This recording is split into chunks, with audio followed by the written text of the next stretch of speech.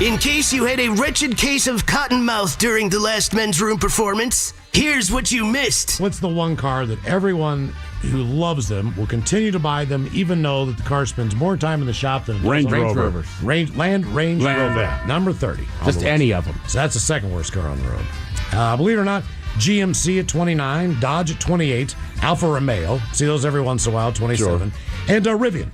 They round up. I've I heard see that they're- Rivian all the time. I think they're cool as hell looking. People that have Rivians that I've talked to absolutely love the Rivian, but I know it ranks real low on the Consumer Report. I was going to say the same thing because I'm with you. I agree with Miles. They look cool. Oh, yeah. I know. I've talked to a couple people and they like them, but every time there's a report, they are so low on the list. Yeah, them and Jeep, man. I don't know if you just got to take them in the shop a bunch. There's got to be some reason they're always that bad. I don't know. But Jeep's the one that blows my mind. Like, Jeep's been around for 10 million years at this point. It's like, we still haven't gotten it right, but you like our vehicle. Here's a rubber duck. Here's Rubicon. And I feel like Jeep guy, Here's a rubber duck. He does not care. he does not care. At and half all. the time, Jeep guy likes working on that Yeah. Jeep. Yeah, that's why I took my doors off. Yeah, At but- what point do you think I care? That's why the hinges are rusting. Right. Come on.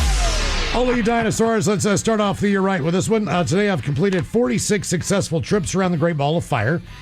Could I get a time to take off the leash, followed by an Alan Thicke, uh-oh, look out, and an owl hitting the window? Maybe the captain could tell me about the time he helped Aunt Jemima make her famous pancake syrup. And I'd like to make an early nomination for the end-of-year spectacular. I'd like to nominate Mike Hawk when he rickrolled everyone on April Fool's Day a few years ago. Still can't get over that one.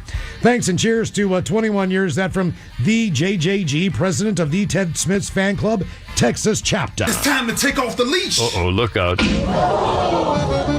Ooh, well, ahoy there. Happy birthday, and of course, Happy New Year. Listen, it's a misnomer that I helped old Aunt Jemima come up with making her pancake syrup. Let me explain what happened.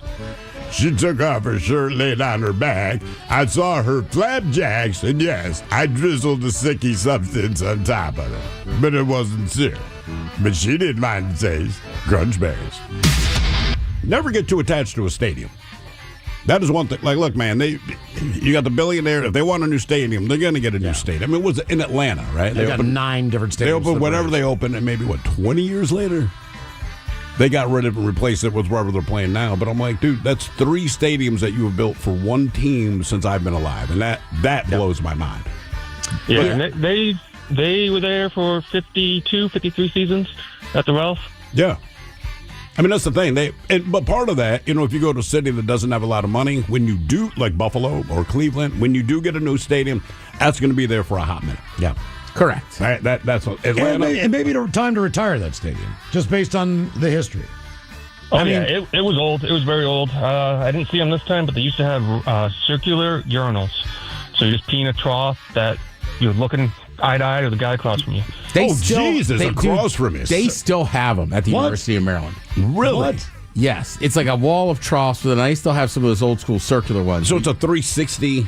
Yeah, you never peed. God. No. I've never looked at another man in the eye while I urinate. But you're supposed to just look down, but then you're looking at penises, and it's very tough. 360 urinal? You never seen those? No. Oh, God, it's tough. Words that just turned 50. Idiot proof.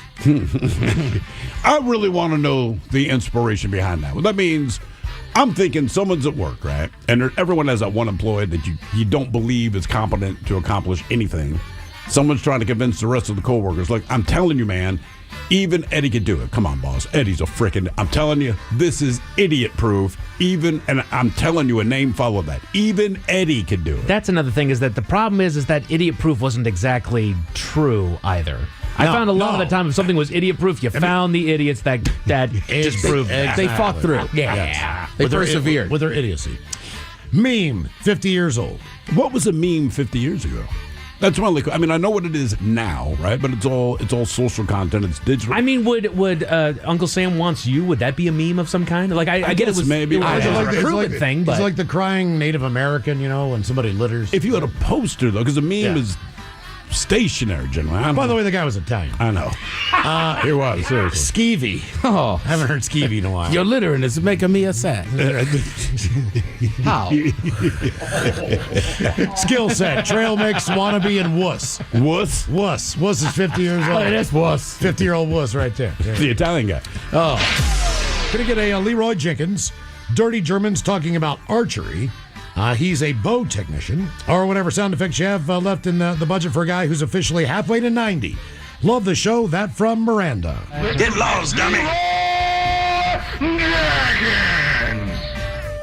Yeah, if you bring your bow, I will bring my arrow. Yeah, and I'll stuff it inside your quill. It's time to take off the leash. Isn't that the quill? We keep the arrows? The quill is Quiver. the feather on the back Yes. of the arrow. The quiver is the thing that holds arrows in the I'll back. put it in your quiver. Yeah. Little golf bag thing. Yeah, stuff That it in the looks quiver. right. right. What's in that little arrow golf bag? Hey, lady, Hey. Little feather bag. I'm putting this in my quiver. How come archers don't have a caddy? That's a good call. Like just handing them the Yeah. Yeah, you want to use this arrow. Because it looks Yeah, cool why when you not? pull it out of the back and just bring it up. I'm with Wiles. Part of it is it just looks awesome. Looks cool, yeah. It would be kind of sick, though. I have an arrow caddy. Just like, right, and then like, hand me an arrow. What would happen if you walked into, like, I don't know, a Fred Meyer with a bow and arrow? I believe that that's going to leave. Yeah, I think so too. It would definitely set off, like, Yeah. even I would be like, What is this guy doing? I'd be like, I'm buying a box of mac and cheese. But I feel like that's the guy you don't approach. yeah, Like, what is wrong with you? Yeah, you just like, man, just leave him alone. And hope for that the would best. suck. Yeah. I got shot with an arrow at a grocery store. I shoot my steak before I eat it. Last Yeah. time I was at a pool and we're visiting our in-laws, where we took the kids over to the pool, and the kids are splashing around as kids do in the pool. They found two other kids. They're doing the thing. We're at the age where we're both kind of laying in the loungers on the side. And I realized, that's cool, man. There's like 7 or 8 old people in the pool. Good for them. And then as I started watching them, I'm like, oh, they're not in the pool to relax. I realized all of them are doing water aerobics, but they weren't doing them together. These are just old people that went separately. And I just thought, man, when I hit that age, I know it's done. I mean, my mom's graduated to chair like stuff. Chair aerobics? She did pool stuff for a while, but Okay. now that she lives in like a community or whatever, I'll be like, "What are you doing?" She's like, "Oh, I just went downstairs for chair aerobics." I'm like, You just sit in the chair and do well, stuff. I think it's more of Yeah, like right. they got to hold on to it while they're doing stuff and Okay. stretching a little bit. What they but- call it, chair aerobics?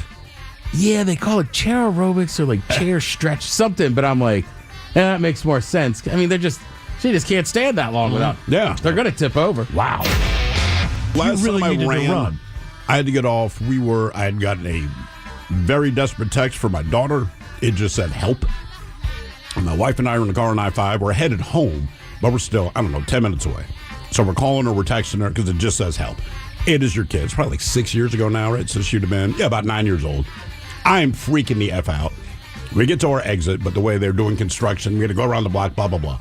I jumped out there and sprinted on it. Look, I'm in no condition to sprint as far as I did, but when it's your kid, amazing things happen, all right? I go running in the house. I scream for her. She's like, oh, hi, Dad. I'm like, what the F, man? You sent me this thing that said help. She's like, oh, I needed help opening the Oreos. Oh, my God. I almost beat her to death there. She's looking at me because I'm like hyperventilating. 1, out of panic. 2, I'm out of breath. Then I can feel my muscles tightening up. But because I was desperate and I thought I had to save my child from some atrocity that I was not aware of, I ran much farther than I would ever run for any other reason. And I got there. And again, I explained to her, maybe don't text help. Yeah. Just that single And if you word. see to open Oreos. And also, give me a follow-up text like, hey, I'm fine, man. And by the way, she managed to get the Oreos open when I got home. And now, the men's room legacy continues. Unfortunately, what you're about to hear is real. The members of this radio program are simply not that bright, or what some people would call educated. They are merely stupid. They're not trying to offend anyone on purpose. And all have played doctors on TV. You have been warned and are cordially invited to join the party. This is the men's room. Forget it, man, and get with the countdown. Get with the countdown. Shake this square world and blast off for Kicksville. The trippers, the grasshoppers, the hip ones, all gathered in secrecy and flying high as a kite. This is the men's room with Miles and Thrill. You know what they say, shake your radio more than 3 times, and you're playing with it. You're listening to The Men's Room. And away we go. And away we go. 21st Amendment season, episode number 4,449. Along with Steve the Thrill Hill, the Ted Smith, and Mike Hawk. And you are in the Men's Room. On tap today, Taryn Daly and Steve Mix from the Daily Mix Morning Show. Join us once again. We will sit and spin. Today we celebrate National Smith Day. Nice. With Guess the Smith. Guess the Smith, all right. We will play Profile This. Plus headlines, Men's Room Shot of the Day, fun with listener emails, and everyone's favorite, TV Time with Ted. Click, clack. Drinkity dry. All right, here we go. Florida man is behind bars after hiding a gun under his prosthetic silicone breasts. Meanwhile, Mercer Island police complete a DoorDash order. As the driver, they had to arrest. Man who fell 15 stories is saved by a clothing line. Utah police officer who turned into a frog, fortunately now doing fine. And one of Boston's finest is arrested for felony strangulation, and not on himself. That is all coming on today's very special episode of The Men's Room. And now, here's the question. Hola, bitches. Good day to you and yours. All right. An 80-year-old woman in Germany. Yeah, well, guess what? She landed herself and 13 others in the hospital when she accidentally sprayed pepper spray in a spa. She was trying to show it off to her friends, accidentally hit it, the thing sprayed. But the thing is, after she sprayed it, it went into the ventilation system, taking out all the other people in the quote-unquote thermal baths. Meanwhile, a woman in Ohio, she accidentally pepper sprayed her 7-month-old brother in a restaurant. I'm not sure what she was doing. The kid was sitting in the car seat. They're at a steakhouse. Zap! Sprayed him right in the face. And he reacted the way you would imagine a 7-month-old reacts to getting pepper sprayed for the first time. Lots of tears. The beauty is, he's young enough that the sister never has to share the story. He'll never know. Either way, neither of these situations are good, but remember, it could always be worse. We go to Atlanta, Georgia, where a couple, they were preparing to cook dinner on their outdoor fire pit. Well, the wife was accidentally sprayed with lighter fluid, which wouldn't have been so bad until the husband went to light the grill. In a nutshell, she has had $2.7 million worth of reconstructive surgery so far, and they're saying she's only about halfway through all the treatment. But look, people accidentally get stuff on them all the time, and it's not always as dangerous as pepper spray or lighter fluid. For example, a bald man on a plane was accidentally sprayed in the back of the head with breast milk.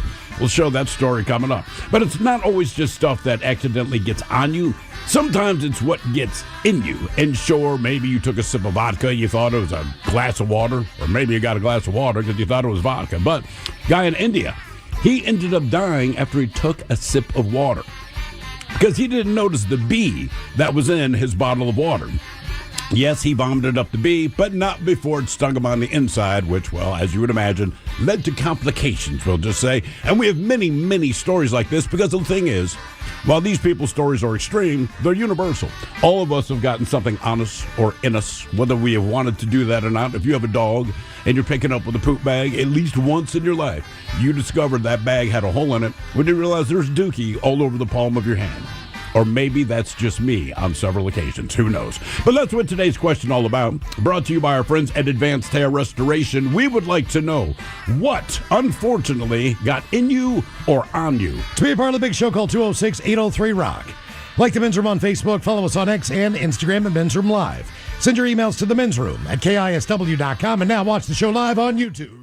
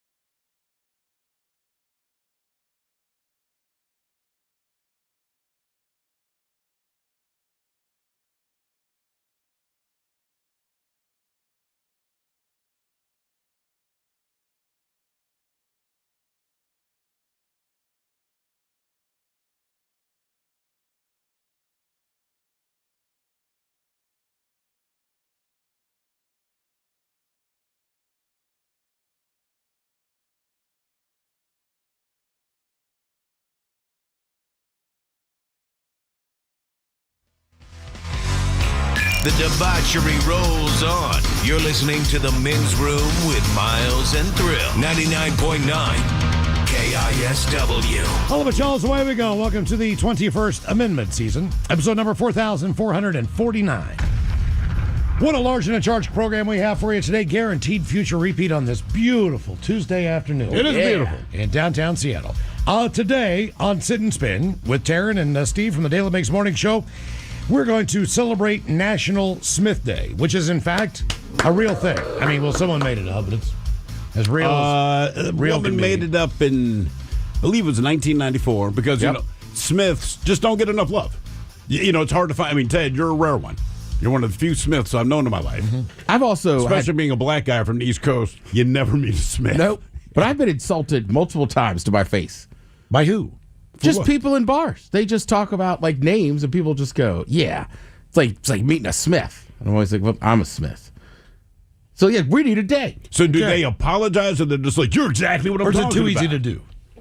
Well, there's so many of us. I think it's just a thing. People like, you know what I mean? Like, I don't know, what's a plain ass name?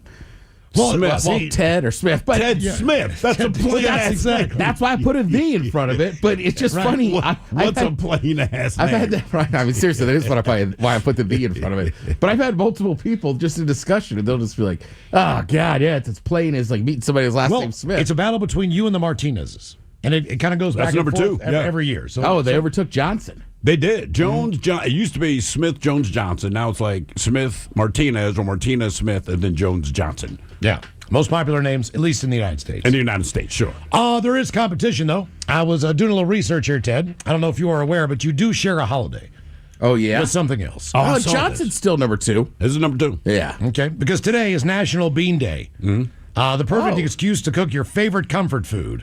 You wonder why National Bean Day is held January 6th? Yes. The same day as the famous geneticist Gregor Mendel died, and he used bean plants and pea plants to develop theories on genetics in plants.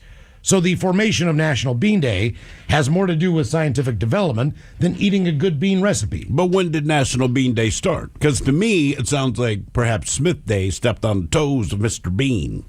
This is something that's been going on for like 10, 15, 20 years. Yeah, Bean Day's new. All this dude. crap. Is it new? Yeah, it's got Yeah. All right, so Bean Day stepping on the Smiths. So the idea of sit and spin as guess the Smith. Mike has found a bunch of artists that contain Smith somewhere in the band, in the name of the band, a member of the band. Either way, we're going to try to guess which Smith is involved in said band or artist. Correct. You know, like Patti Smith, Right. because the night belongs to us. That's a Smith you might not have Who heard do of. we meet on the elevator? Was it her or... Oh, no, that was Chrissy Hine from the Pretenders. Yeah, Chrissy, man. She just, it was just us and her. We looked at her. She had a look on her face where we agreed, do not speak to this woman. No, I not can't a Smith. man. Yeah, she looked like she would throw down and beat our ass in there. I don't know what was going on. Seriously, like, we're like, oh, dude, that's Chrissy Hine, cool. And she just looked at us, and it's like, I'm not saying anything to this woman. I'm telling you, She man. just looked pissed. She looked pissed, but she also looks tough, man. I mean, she looked like she might mug you. I wonder how many people, you're talking about the plain name.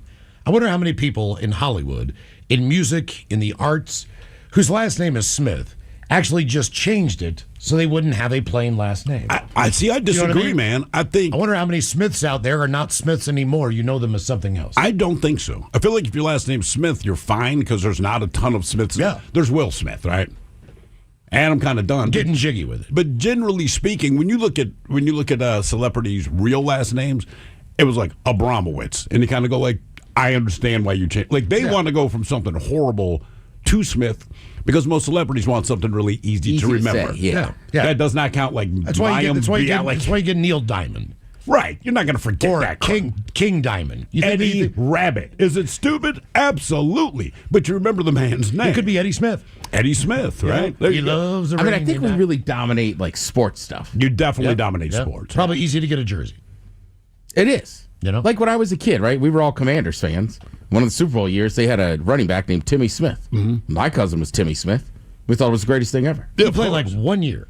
Had one good year. Yeah, exactly. That's all Like you every need. quarterback you've ever had to win a Super Bowl. 1 year. That's Yeah. all you get. So it's all about the Smiths coming up as we celebrate National Smith Day with Sit and Spin on the way at 4:30 with Steve and Taryn. And today we're going to talk about things that unfortunately have gotten on you Sometimes these things get in you, depending on the situation. Believe it or not, we have a list of 12 things that are actually on you right now. That you don't want to know about. Or in you that are, in fact, alive. Yeah. I mean, dead serious. I want to say, like, I believe it's either 40% or 60%. I don't remember which. Yeah. But basically, the bacteria in your body is either 40 or 60% of your weight. So, like, when you step on a scale, right? Say if you weigh 100 pounds, like, either 40 pounds of that or 60 pounds of that, it's not really you. It's all the crap that lives inside of you. But you live with that, and you don't really pay attention to that. And that does not gross you out. I mean, in certain things... It does, but look, because they're talking about if your you gut saw health. it under a microscope, Yes. you might freak out. You're happy about it because it's your gut health. It's like, dude, that's 40% of your weight is bacteria. If you saw the things that I saw earlier, Eyelashes, eyebrows. The dragon type of, I don't know, some kind of microbe insect that lives on your eyelashes. Oh, yeah, they're gross. Oh, You gross. would, I mean, it looks... Have you seen them, Ted? No, Dude, just they're like, sounds gross. And it doesn't matter who you are, they are there. Yeah. You can't really get rid of them. I think they actually serve some decent purpose, but like they are there. And if I remember right, they're kind of like They look wrapped like around armor. it. They look like armored machines, man. I mean, they are... And they're on you. If they were big, like if they could blow that thing up, you'd be like, you've got to be kidding me. That lives on me. Yeah, you got thousands of those in your eyelashes. Oh, yeah. You know, at all times. But we're going to talk about things that, you don't normally come into contact with. And the one thing that you definitely hope is you'll never have to come in contact with some of these things again. Yeah. Now, as far as things getting in you, most of the time that ends up through accidentally swallowing something. Most of the time. Like when I had my mouth open, riding my scooter for some dumb reason up Leary, and I don't know what kind of bug it was, because it hit the back of my throat. Why were you riding with your mouth open? That's the part we can't get past. I don't know. Because the only image in my head I'm just like driving along. is your bang. mouth hanging It open. was a clean shot. It was a clean shot. I'm with you. I'm just. We saw. Why was your mouth We open? saw a video today of it's an old school video, but it's a television reporter who's down in Augusta, Georgia, and he's doing stand up. And he's talking about a pretty bad situation. It's like a murder or something, or someone passed on, or whatever the deal was. And as he's doing a stand-up, a bug flies directly into his mouth. And he absolutely loses it. Brother got ghetto I was real going to say quick. that is. I know exactly. I was like a black dude, right? Exactly. Because when he's presenting the news, he's very much like this. We have the situation outside of Augusta High School, and whatever goes, it goes in his mouth, and then it's all cuss word. This country ass mother effing. I hate it. Give it the F out. And then when he gets his S back together, He starts over. back to our top story. Yeah, outside God. of- Dude, I was a kid, but we're playing in a baseball game, right? I forget what's going on, but I'm running to like field a ball, and again, like a bug flew in my eye, and it's in my eye, so I missed it. And then I remember, like, seemed like a legit excuse. I can't even remember if we won or lost the game. I just remember my dad was coaching, and he was like, "What the hell happened?" I was like, "There was a fly. Did you see me pull it out?" And he's like, "You still should have got that grounder." Damn. Yeah. Damn, jeez, like exactly. She's like, "All right, I got a bug in my eye. Right. I'm sorry. yeah." I have been to a bar with a friend of mine. Now, this is a little bit different of a story, but I have been to a bar with a friend of mine, and it was in Chicago, and it was an old school bar. It was pretty packed, and it was the summertime. We were there just to meet up, friends from high school, and he's peeing underneath the bar. Damn. I'm standing right beside him. I feel the splashing on my shins, and I'm Oh, because like, you're wearing shorts. yes, it's the Yeah. summertime. In Chicago. Yes, with little booty socks on. You know, Yeah. like no real protection down there, bare legs. And I'm like, oh my God, Pat, we are going to get killed. What are you doing? And then I had to go to the bathroom and wipe all the pee off of my legs and go back in there. By the time I went back in there, he was getting escorted out of the premise. You don't say. Yes, he was, in fact. And I was obviously, since I was kind of looking around there like, and he's with him, and I'm like, I had no control I over did that, not bro. And he's pee. like, I'm sorry about that, but you are going to need to escort your friend out of here, and you're going to have to leave too. And my other two buddies, same deal. And they weren't even standing beside Pat. Right. Just guilt by association. The whole group has to leave now, period. Because we don't know what you're up to next. Could Like nothing. Like, I would never do that. You dumbass. He's like, well, I didn't know where the bathroom was. I'm like, I just walked in there to wipe the urine off my leg, dude. I didn't notice that's what Yeah. I'm peeing on your bar. Right. Right, like I believe you that you guys had nothing. Like But I also get the bartender to be like, no. The dude just peed in our bar inside. Which brings us to this. The New York advertising executive arrested for urinating upon several victims from a rooftop bar will perform now community service, be prohibited from using alcohol or mind-altering substances as part of the deal he struck with prosecutors. The judge had approved a pre-trial intervention agreement between Matthew Day, who was 30, and the state attorney's office in connection with the man's 1:30 a.m. aerial assault in a St. Petersburg, Florida night spot. Day was arrested for disorderly conduct at the Landing, which advertises itself as an elevated hangout balcony bar. But they say Day entered the rooftop bar, pulled out his penis out of his shorts, and urinated from the balcony down onto the sidewalk below. Why do they add the point? You pulled out his penis. Like, look, we get that if he peed off of a balcony, we just made the assumption that his D is out of his Several pants. passerbys were struck with urine.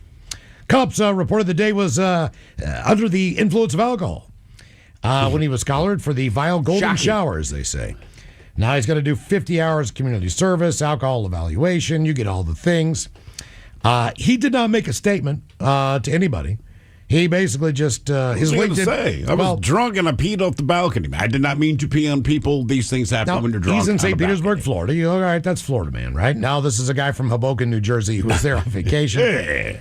I don't know that I call that Florida man. To me, that's just a drunk dude who made a very poor decision. That's why I'm like, you don't have to give a statement. Yeah. You did. We understand. This is unfortunate. I saw this once at a bar in Tennessee. Same thing, Calhoun's. It's on the river. I'm sure they love that. Well, it's a great bar, but credit to the bouncers. We look over and there's just a fight breaking out. All right. But the dude that punched the first guy is like, he's visibly upset. He's almost like he's so worked up. And the bouncer's kind of throwing him out. And he's like, no, don't throw me out. And they're like, why? And he's like, the dude was pissing. There's women right there. Like, he had his penis out. Oh. I was like, that's why I hit him. And the bouncers were like, whoa. All right. Our bad. And they threw the guy that was right. So I was like, they got it right. Yeah. That's what I'm saying. Like, Calhoun's is awesome. The only thing we get from this guy, Matthew Day, is his LinkedIn page originally contained his full name. But post-arrest, he has shortened it down to, and this is unfortunate as well, Matthew D. Matthew D. Just Matthew D. Yeah, perfect. It's the only thing we've heard from this guy. So our question, what unfortunately got in you or on you? 206-803-ROCK. Hello, Tim. Welcome to the men's room. Hola, gentlemen. Hola. Okay, so this didn't happen to me, but I was present when it did happen. Go back quite a few years. A couple of my buddies and myself, we went to a party, and we're all pretty intoxicated. One of my buddies, Gary, ends up leaving the room with one of the girls, and we're partying away, and he comes out, and he's coughing and making, faces and so forth, and we're like, what happened? So you got to picture this. He's laying on his back in the bedroom with this girl, and he's pleasuring her. And while he's doing it, her trash can opens up and drops him a little Dippin' Dot right on his tongue. Oh! And, yeah, and this is no lie. He thought he spit it out and kept on going. That's how intoxicated he was. So when he came out of the room afterwards and he was telling me and two of my other buddies about it, he still got brown stuff on the side of his face. Yeah. Jesus, man. Well, we just came out of the gate really strong in this question. Never thought we'd go there right out of the gate, but yeah. All right. I mean, this lends itself to gross stuff. That is extremely gross, but it's going to be all kind day. of close to being in through the outdoor there. Yeah, I didn't think that's how it would go. That's I am. Jesus Christ. I don't think I've ever had fecal matter from a dog, from a child, in my mouth.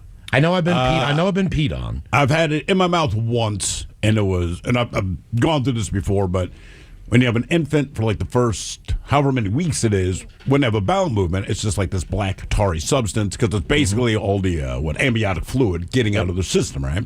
And the doctor explained, hey, it's going to be real sticky, real tarry is how they describe it. But in a couple of weeks or a couple of days, I don't remember how long it is at this point, but they'll start having normal bowel movements, and you'll know because it looks like a bowel movement. Once they start booping, poop is poop, right? Like, all right, cool. So my daughter's super young.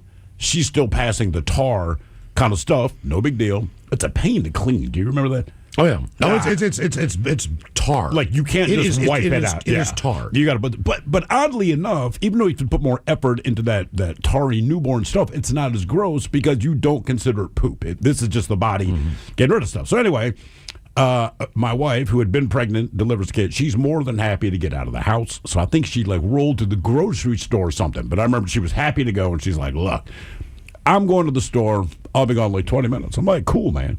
It's just me and my newborn daughter." Well, guess what? That's when my daughter has her first official "I'm a human being" bowel movement. So part of me's happy because, like anything with your kids, you just want them to hit all those little milestones. Like, all right, thank God. So I'm going to change her diaper. This is the first legitimate diaper change I'm going to do. It's actual poop. I have her ass up on the bathroom counter, but when I pull off her diaper, I see that it's actual poop. I'm like, all right, good. It's just this little milestone. But as kids do, she starts kicking her feet, right? But her heel, keep in mind, when little kids poop, and if you have a kid, you know this, it's not, unlike when we wipe our ass, we just have one target area. It is the entire surface of our ass is covered in poop, right? So it's that situation. I fully expect that. But she's kicking her feet, and her heels hit her butt cheeks, and then the poop sticks to the heels, and as she kicks her feet out, she's flinging S everywhere. So I did not know that this was going to happen. And basically, as soon as I pull off the diaper, she starts kicking her feet. And I'm like, oh, my God! There are turds flying under the wall. They're hitting me in the face. I remember I had one stuck in my beard because I can see in the bathroom mirror. But as I'm kind of screaming, oh, my God, and trying to grab her knees so that she'll stop doing this, a little piece of turd, not a big one, but a little piece of turd, I know it went into my mouth. Like it went into my mouth. I remember it hit my back right cheek. And the worst part is your body's reflex is to swallow. Right? So as soon as something hits back there, either you're going to choke or you swallow. And you swallow. And I'm like, I just swallowed a turd. Like I know for a fact that I did. And then I'm holding her knees still for a second. My hands are covered in poop. Her feet are covered in poop. By the way, I just want to point out, she had the biggest, sweetest smile on her face through this whole thing. I look in the mirror. There is poop falling out of my beard. There's poop on my forehead. And all I could think is, I'm pretty sure a turd just went down my damn throat. I'll retract that statement. I have had poop in my mouth. It's not a brag. No, it's not. My kid just blew up the toilet. And it wasn't that the turd was so big it couldn't flush. Did you plunge?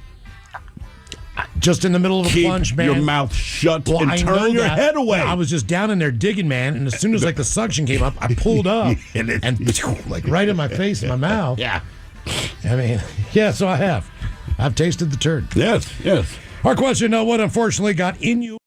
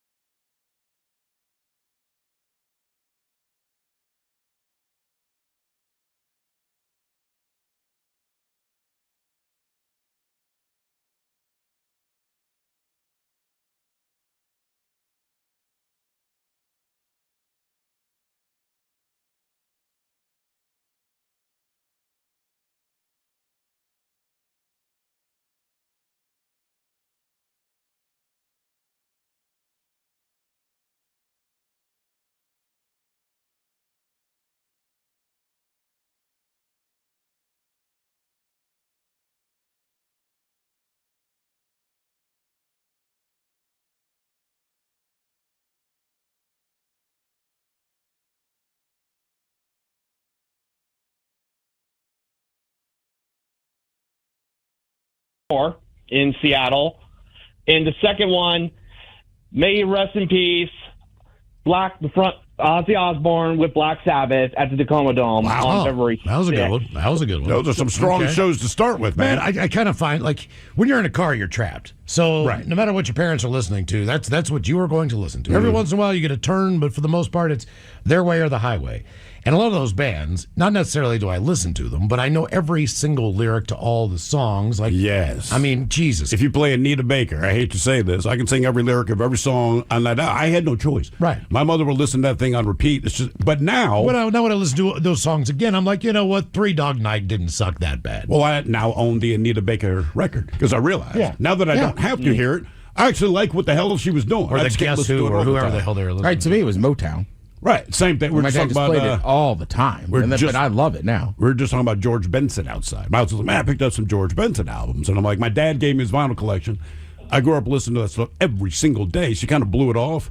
I got his record, I put it on. I'm like, George Benson was a badass, man. Right. This stuff's great. Well, even when the Carpenters come on, I'm like, my mom loved the Carpenters. She loved the Carpenters. Okay, I get she still it. does like the Carpenters. I mean, she doesn't listen to them all the time, but I mean, I grew up listening to that crap, so when I hear it, I'm like, it's nostalgic. I know all these lyrics. Right. Like, I know every single lyric to these songs. Well, Justin, Carole King's the same way. So, Justin, all right, so these sound like good things. Are there any negative things about knowing that you are basically your dad's son, so to speak, where you're like, oh, boy, this is the other part of it? Yeah. I think it's more on his temper. All right. I would say the least, on his temper. Like, it will take a lot for me to get ticked off. It's the same way with my dad. Like, but I will get to the point where I will go ballistic on something, like my dad would. Okay. But it takes a while to get there, you're saying? It does take a little bit for me to get there. Do you have any food similarities? Food similarities? Yep, pretty much. Okay, that's the one that's a little bit different for me. Well, I take after my mother in every way except diet. All right, so me and my mother were both crazy. We're loud. Do not tell us what we can or can't do. Blah, blah, blah, all that stuff. We're loud mouths. We know it. But when it comes to food, my father and I basically have the same palate. If it is made of plant, we'd rather not eat it. Or my brother takes after my mother. The only way he takes after my mother is diet. They'll both eat anything. Well, I'll try anything. Doesn't mean I like everything. Right. But I know for a fact, as far as like what my mom enjoys, is not necessarily what I'm wanting to eat. Sure. You know, I'll see my dad sit down and order something. I'm like, you can have anything. Like, why did you pick this? Yeah. You know, like we're at a restaurant, man. Like you can order something. You know, that's. I mean, I definitely have some of them. Like I find myself now, like the mighty 99.9 KISW and KISW HD1 Seattle. Always live on the free Odyssey app. Text the guys at 206-803-ROCK from the Pinky's Plumbing Studio. You're in the men's room.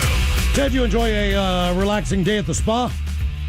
I have before. Yeah. Yeah. It's actually pretty invigorating. I've done it 1 or 2 times. It's You jump in the lovely. hot tub or the cold water and all that crap. And Yeah. do a little meditation. Not so for a bunch of people in Germany. Yeah. As a grandma was at the entrance of the thermal spa in a town southwest in Germany. She pulled out her pepper spray to show a friend. Why?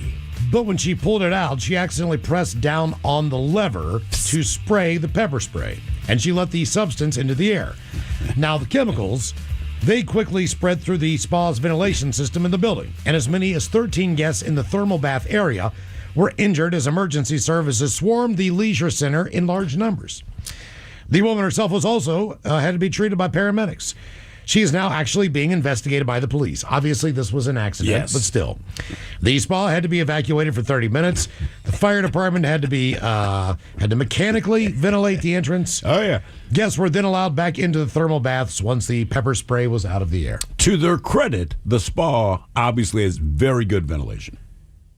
That's what I took out of the story. Like, oh, wow, you took out 13 of the people that weren't even You have to around remember, all the moisture in the air, all that stuff needs to be sucked out. So it's kind of like going to one of those old cigar bars. But Whatever why did they she put in have there to- works. Why did she have to show her friend? Why can't you just say, I have pepper spray? It's not like a gun. You know, a gun might look cool. It might be a different model. Pepper spray is pepper spray. So if you tell me, dude, I have pepper spray, do you want to see it? No. Does anybody out there know? I mean, I'm guessing just because it's an older lady, maybe she just got it or something. Yeah. I do understand all of that. I'm sure she just got it. I'm sure she just told her friend. Maybe her friend even asked to see it. But again, like, guys, it's just pepper spray. There's Look, nothing- in her defense, when I was like 19 or 20, I went and did a ride along in PG County, right? Yeah. So I luckily, well, it was probably one of the worst areas, right? It's down on Oxon Hill. And it's definitely that's where my aunt lives, yeah. Right. It's gotten better, I think, over the years. Sure. But one of the I'm sitting in out front waiting for the guy. The guy used to drink at the bar. I bartend that. And he's like, "I'll take you." And I can't remember if it was like a grenade of tear gas or pepper spray. But same thing. One of the cops was walking out and punctured it. Oh no! So they were like, "You got to leave." And I was like, "Well, I'm waiting for officer." And they were like, this giant dude comes out and he's like, "No, man. Somebody messed up in there. We won't be able to breathe in here in a minute." Well, okay. Maybe one of our listeners knows this. And because I've never been exposed to any of that stuff. Really? I've never been pepper sprayed. So we got to change that. Exactly. I've never had it in my eyes. I've had it on my shoulder. Okay. I've had it. It burns I've been in a bar once where the guy sprayed it at the front and it crawled. We did not know they had done it. We heard people up front coughing, could not figure it out. And then we see them getting off of their bar stools and going outside. We're kind of laughing because we're drunk. We're in our young 20s. And then it kind of rolled back. Mm-hmm. Like we started coughing a little bit and it didn't get in our eyes, but your eyes do water. And we left. And then everyone figured out the guy that did it as a joke. And I had an old woman who wanted to pepper spray me. And I knew it was coming. And she did not do it. Again, this is Baltimore, late night. I'm in my 20s. I'm walking home from work. So it's like midnight-ish, 12:30, something like that. I walk fast. She's an older woman. She does not walk fast. But we're on the same side of the street on the sidewalk. So I'm closing the distance on her. She is maybe 3 blocks ahead of me when I first saw her. I'm now about half a block away from her. And I see her keep looking over her shoulder. And again, it's Baltimore. I understand her concern. But something in my head said, dude, cross the street, right? Because she keeps looking back. Mm-hmm. And I crossed the street, and she turned over her other shoulder, because I basically went to her left. She turned over her right shoulder, and the thing was already out, and she was spraying just dead air at that point. Right. Because I was crossing the street, and as she looks at me, and now I'm on the other side. Let's put my hands up like, man, I'm not.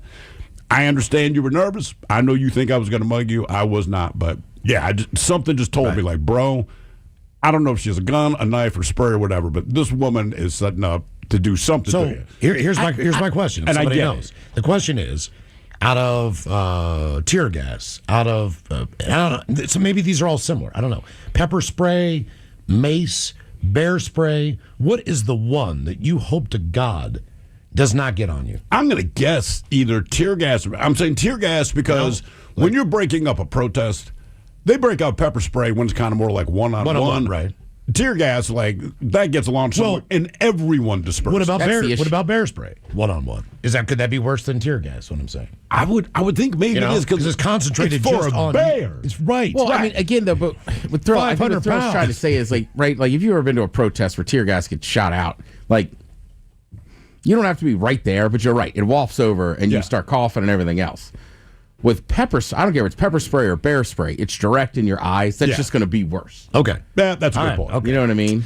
So our question. But say, put us in we're in a warehouse. It's 40 by 40 feet. All right, we're going to give 20-foot ceilings. Now there's no windows in there.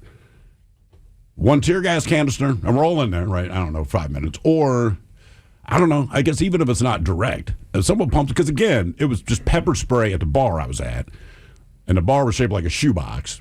And he was up by the front. We were sitting near the back, and it took maybe 45 seconds to a full minute before it hit us. But, man, when it hit, and again, none of us were sprayed directly. I don't think he sprayed it on anyone. I think he just put it up in the air.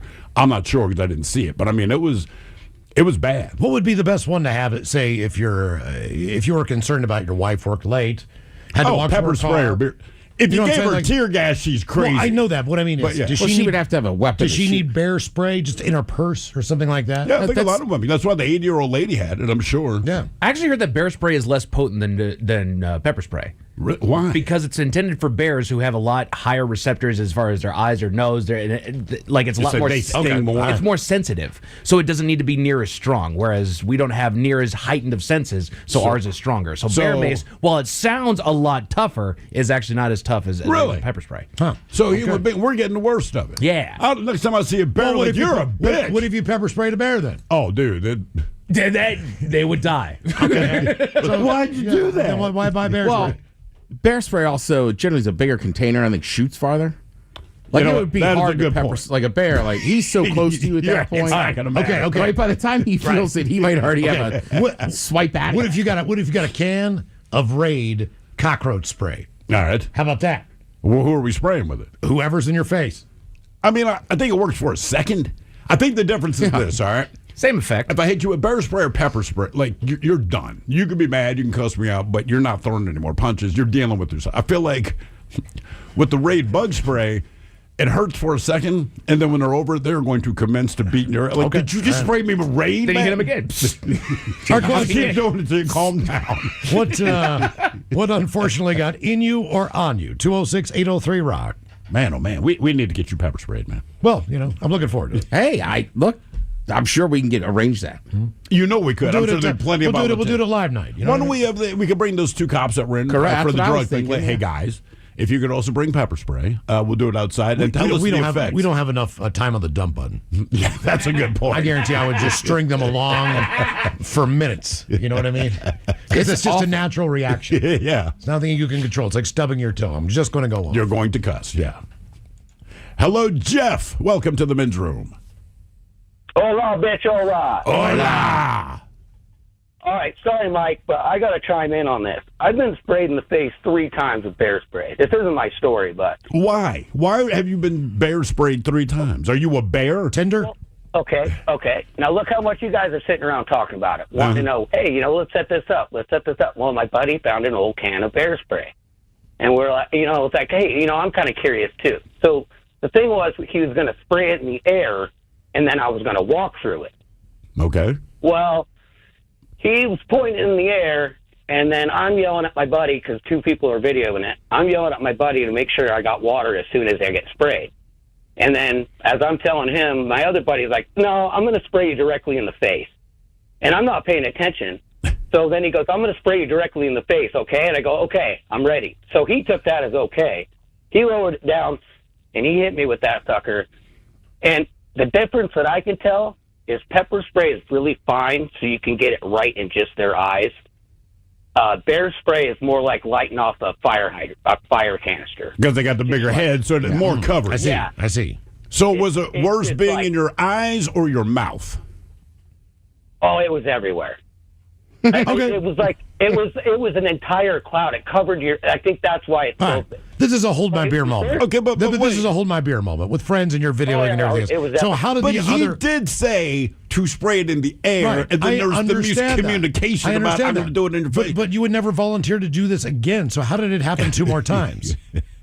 Okay, well, he didn't stop at that one. Oh. So as I'm choking and gagging, he sprays me again. What? So then I walk around. Then I walk around to the side of my car, and I have my hands down on the trunk of my car, getting ready for water. I'm asking for water, and he sprays me one more time. Why did he keep spraying you?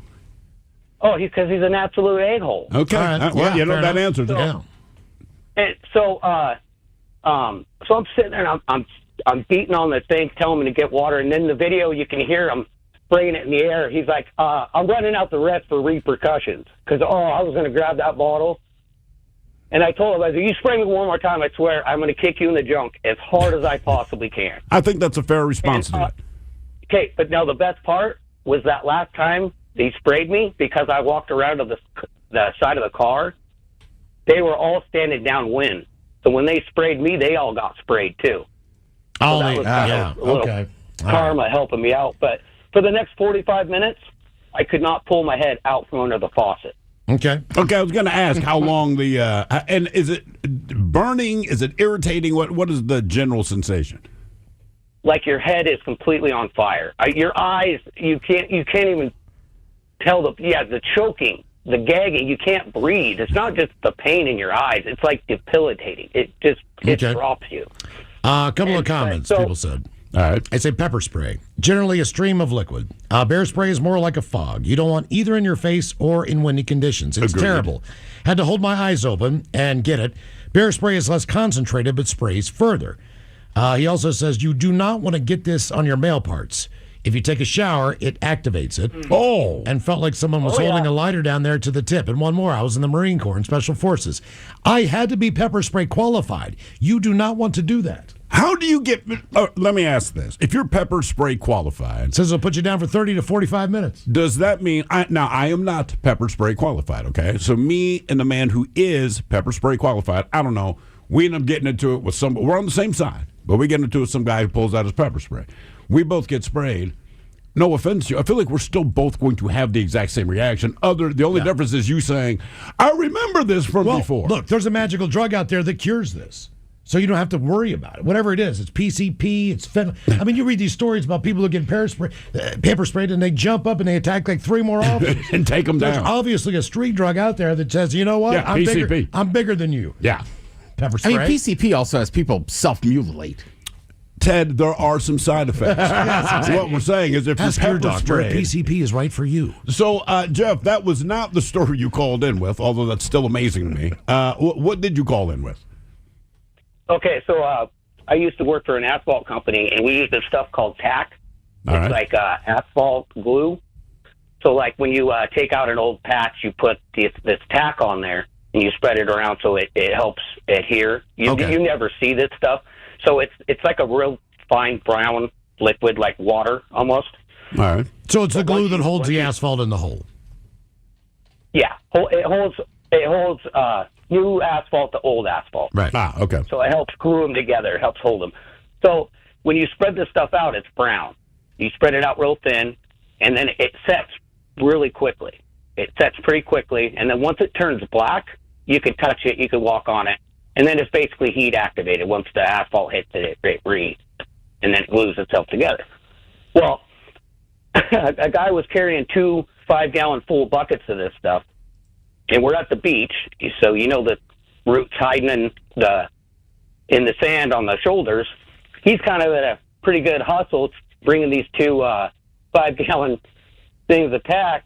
Well, he clips one of these roots underneath the sand, and he goes for the baseball slide. Well, when you go to throw your hands down, he threw those buckets with a little extra momentum, catches himself on the ground, and those 2 buckets hit and explode all over him.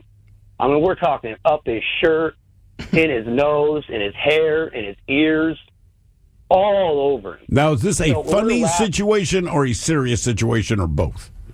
At this point, it's funny. Okay, we've reached past serious. Right. Now it's comedy. Because if you go douse yourself in water, it's water based. So once water hits it basically loses. So you can just rinse it right off. But once it sets and turns black, then you're in a whole different ballgame. So he needed to run down and jump in the ocean. Well, so he ran over to the truck, and we could, we're laughing, and he's cussing and he's blowing up, and that's making it even funnier.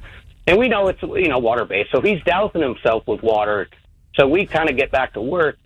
Well, next thing you know, we look over, he's got his shirt off, and he's hosing himself down with this stuff called cut through. So once it turns black, you could put this stuff on and like goof off type stuff. It's chemicals to get it off. Well, we look over and he's spraying it all over himself. And we're like, whoa, what are you doing? What are you doing? He's like, it's turning. I got to get this off. It's like, no, even though it turns, it's going to suck, but it's just like glue in your hair. It'll eventually go away. But you're dousing yourself in chemicals. He's like, well, we use this stuff. It's like, yeah, a little bit on your hands. You're using it like deodorant and like spraying it in his ears. It's like, you got to go home now, dude. You got to go home and get a shower. Like it was funny at first. Now you're covered in chemicals. Now I'm not laughing anymore. Right. You blew the joke. You've ruined the fun. Yeah, exactly. We were laughing, having a good time, and you do that. Okay. Like, I thought it was okay. It's called cut through. Yeah, the name tells us. Once it gets past the stuff, now it's going to work on your skin, I guess. It's not called soft push through. Right. Yep. Good point. Thanks, boys. I love you. Hey, man. Thank you, brother. Thanks. What unfortunately got in you or on you? 206-803-ROCK. Oh, the homeboy calls up and he's like, I got an answer to the question about bear spray. Yeah. 3 times. Sounds like his buddy's a D-bag. Jesus. Hello, Alana. Welcome to the men's room. Hola, bicholas. Hola. So, this is 1965 or 1966. My brother and I, he was a year younger. I think I was 4, he was 3. And we were in the bathtub and just, playing, whatever. And all of a sudden I saw this stream come up out of the water and my mouth opened.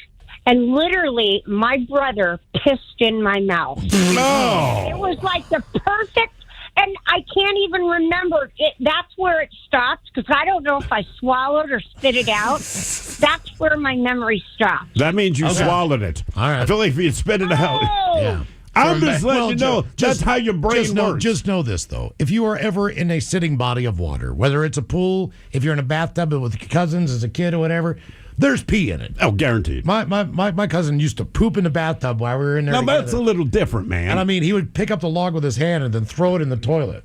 At least he got it to the toilet, but how do you poop in the bathtub? I don't know. Well, it's a kid. Yeah, I mean, we're know. like 4 or 5 years old, but still. I mean, a little kid, I understand That's they're what going they to used- slip. man, we- but we- 5, like, you know when you got to poop at 5. It was one of those things where, like, get out of the house. We've gone for 8 hours, playing in the woods and everything else. When you get to the front door, it's like, take your shoes off, take your pants off, take your socks off, take your underwear off. Both of you two are getting in the bathtub now. Yeah. And you just go up there, and then Daryl poops in the bathtub. What color was that water when you got out? I mean, it was just brown. It was brown because we were dirty anyway. That's but what I mean. He just browned it up a little bit more. Now we're in hot Cocoville. Right. Well, at least pools and hot tubs, though, most pools have so many chemicals in it. Oh, they do. Yeah. That people pee in them, but like there's chemicals are getting rid. But one difference you'll always note: if you go to a place that has a kiddie pool specifically, and then an adult pool, you get in the adult pool, there's chemicals in it. You walk to the kiddie pool, I mean, it just smells like a bottle of Well, it's chlorine. also more shallow. That's right, because they've accepted, Yeah. like, no, everyone in this pool is peeing. Yeah. What unfortunately got in you or on you? 206-803-ROCK.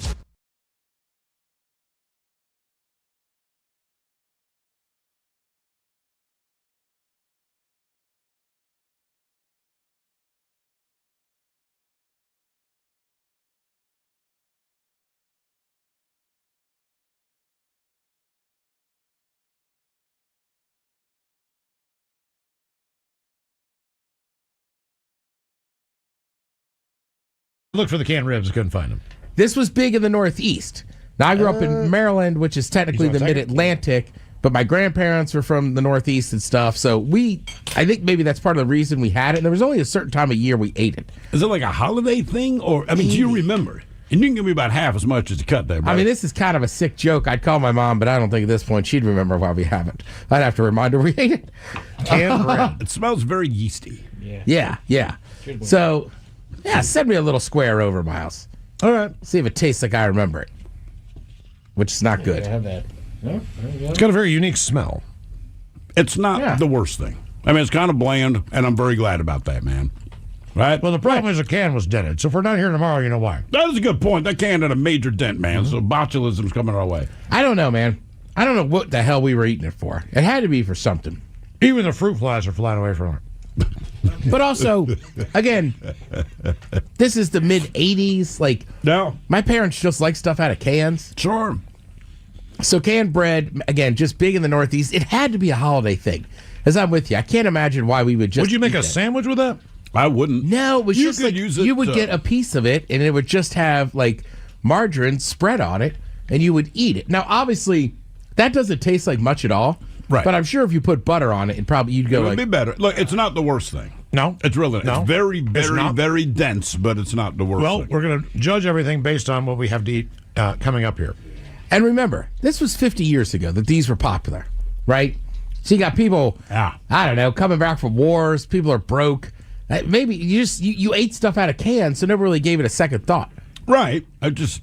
But I'm just saying, like, bread was plentiful 50 years ago. Like, you could still just buy a loaf of bread. I don't know why I would buy the canned bread. Because there's nothing specifically different about this other than its density. Slightly weird taste, but again, not the worst. Maybe if you had like a nuclear bunker, you put this in. That would make sense. Something like that. Something Yeah. where like The Red Scare. That's why people bought it. Power goes out. Well, and I think, too, a lot of the original stuff you had in cans were just easier, faster dinners. Yep. Right? Because, I mean, I'm from that era of, like, Hamburger Helper was God. You know what I mean? And, like, you have the fast food generation and all this kind of stuff. God. Well, I think also. You will kneel before the hamburger. Right. You also, for me, I feel like my generation was the first generation where oftentimes, like, both parents were out of the house. Yeah. So, like, by the time my mom got home, she worked all day. It was like, what are we going to make quickly? All right, number 2 on the list, Mike. We're going to go with the canned mac and cheese. All right. Chef Boyardee had one. Remember, his name, I wanted to say, was Boyardee. Biordi. Yeah. But they thought it was too kind of Italian sounding or whatever. So they Well, yeah, shaved you it don't to want it to Boyardee. sound authentic if you're giving people Italian food. Well, we've done that before, though. Remember there was Olympics in a Italian city years ago, and they kind of changed the name because we kept mispronouncing it. What was they were like? Was it Torino or it was Torino? But I guess it's not Torino. But everyone kept saying Torino, so like, F it, man, just call it Torino. Yeah, so I think they were just like, hey, let's just make it a little bit easier for English-speaking people, aka Americans. Yeah. I'm gonna try the canned mac and cheese, which, to be fair, just looks like mac and cheese. It just happens to be in a can. Yeah, I think I've got looking forward to trying. It's cold. It's fine. It's fine. Again, I'm sure it would be better if we heated it up, but we didn't. It's a loose fine, but okay, Mike, here fine. you go. Oh God. Would you eat it drunk? Yeah, of course. To me, that's the bottom line. Sometimes, right? You're gonna eat it drunk. Not Miles, so what do you bad. I think? wouldn't eat it drunk. I mean, it's a little salty, but it's what I expect. No. See, I would buy the stuff that you just heat up in the microwave. Give me a fork. Need a fork? Yeah. Here. Don't worry about that guy. Yeah, I don't mind, Mike. We could share. We share, bud. Yeah. I'm sure whatever's in this will kill anything diseases you could have passed along. Oh my God. Yeah. Yeah. That tastes like bad cold mac and cheese. That's exactly what it is. That's exactly what it is. It tastes like Chef Boyardee. Okay. Again, excuse me. Now I remember why you're not supposed to eat while you're on the air. Again, though. Oh no. When I say we used to eat cans of Chef Boyardee just out of the can, it was the we were raviolis. 19 and drunk. Yeah. You know what I mean? We didn't know what we were doing. Oh boy. Now those tamales, those are coming out looking fresh. I don't know if that's the right word for that. Now they also had their own little wrap. Boy, they are super. Well, that's how a tamale's made, Miles. I know that, but it's not like a corn wrapper. There you go. It's a piece of plastic. Well, really? by the way, shout out to the Hormel company. They're Hormel tamales. Okay. So I got to take the plastic wrapper off first. I'm not eating that whole thing. I already took it off. You say that now, you might bite into it and be like, People are saying, everyone, all the comments are like, dude, you want the middle piece. Well, remember, a lot of these canned foods, too, when you take them camping and stuff, much easier to heat up over a fire or this or that. I know for Burning Man people, you could take Chef Boyardee's stuff and just leave it outside if you want. Thrill, you look miserable trying that little tamale. Because it's in my mouth, Dad. I mean, the meat inside of it is not... Is it meat? Ish. Like, I could understand if this was heated up, it would be a little bit more pleasant. It tastes how dog food smells. Ah, man. Really? Oh, yeah. If you heated those up, I'd put down a can of those. Good news. You can buy them. You're going to have plenty. Well, it's got that weird mint or meaty flavor to it, almost like eating like an English pie, like that mince meat. But meat shouldn't taste meaty. It should just taste like meat. And sadly, you're right. The meat tastes meaty, but not quite like meat. I'll give the Hormel people credit, too. That's got just a tiny little zing to it. I like what they're doing here. That's Mike, you walk away from these boiled peanuts, did you? I got one. We are trying, again, folks, we're trying canned foods that were popular 50 years ago that no one eats anymore. Now up, the boiled peanuts. Okay, now they were completely saturated in whatever juice. But you said they're pickled, right? I don't believe they're pickled, no. They're in a boil. They were boiled at some point. They smell briny. If this thing was pickled. Well, pop it in your mouth. Mike, you go first. Let's see what you think. All right. It does. Just try it. Chew it. Chew it. What? Oh, man. How would you describe That is an interesting texture. Well, you're eating a peanut. I get it. With a shell on it. God, it's so mushy in the middle. Oh, wow. This is really bad. Do you have napkins over there to spit it out? Look, man. I got it. Give him a couple napkins or something. This is worse than any goddamn thing else we've eaten. This is pretty bad. Wow. All right. Strong feelings on the canned boiled peanut. Oh, God. Dude. That was nasty. It's about to get worse. Well, all right. Absolutely nasty. Just for the record. Did you try one, Ted? The boiled peanut? Yeah. Get in on that boiled peanut. Yeah, come on. I'm running the segment. No. We got you. What? Well, wait. We totally got you. Go, you pop that back. Yeah, hold on. Yeah, Any wait. fun facts about boiled You peanuts? got hold music? It's your chance, buddy. All right. What you been waiting for? God, that's terrible. God. God damn. I thought that. And it's still. Get him the can. Get him the can. That was awful. That was bad. That's really bad. I told you, man. They pickled them and put like some sort of a pepper in there. It's like a pepper and garlic. It's like whatever vegetable medley they pickle, dude. It tastes like an olive. Who the hell sees that and goes, yeah, I'm in? Wow. All right, I've been trying to defend these canned foods people like 50 years ago. That one's tough. That was bad. And I don't know why you would put boiled peanuts, because when you boil them, you strain them. Right. Yep. Yeah, and they were soaked in that juice. Saturated. Yeah, because the ones I had before were dry. Yeah. Usually you get they've them been boiled and then they were dried out. But you get them in a paper bag and they got dry seasoning on them. Yeah. Now, last on the list, I don't know. no. Do we People keep telling us to take the shells off. That's not how you eat No, boiled that's peanuts. not boiled peanuts are not. That's why they boil. That's the whole point of That's it. how you do it. All right, the last one on the list. Oh no. You ready is for this? I don't know. Did you Mike, open do it, we Mike? have to? I don't know that we have to do it. Yeah, we do. Why? Hey, just give it a try. So this is I'll tell you canned pork brains with milk gravy. Jesus Christ. Now this is from a company called Miles. What is the brand? We hate you. Rose, as in like Rose. I mean, that looks like they haven't updated their label since the 30s. What's the point? I don't know. This is awful. Pork brains, milk, less than 2% water, cornstarch, salt, and sodium nitrate. Well, to the credit, pork brains is the main ingredient. It doesn't say how you're supposed to cook them. You're not. We do have crackers. Cool. That'll make all the difference. Well, you're supposed to serve them on a cracker. Here. Are you sure? Here, pour it in there. No, God, no. Pour it in there. Why? Because then I'll grab the crackers. We'll take a dip. No, the crackers right here. You have the crackers. Yeah, I got the crackers. I really think it's a bad idea. I do too. Oh my God. Look at that. It looks like tuna. Oh my God. Oh no. Oh man. Jesus God. All right. We only have one trash can. I don't know. It looks like cat food. Oh no. Oh God. Oh my God. Oh my this God is is so bad. right. I don't know Oh, about no. this one. Oh Jesus. Jesus. What is Oh my it? God. Now Mike has spilled the top. Oh no. And there is pork brains all over the. Oh my God. Oh my God. All Oh right, my put it in the God. bowl. Don't. Put it in the bowl. Oh no.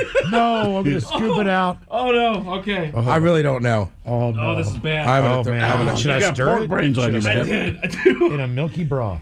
Oh my God. Oh, I can't even look at it. Jesus. Oh, Folks, I'm telling you, brain. just the idea of even looking at that is over there. Give the can. 99.9 KISW. The shenanigans continue. This is the men's room with Miles and Thrill. Here's the thread. Have you ever sprayed a man with your breast milk by accident? I haven't. I have.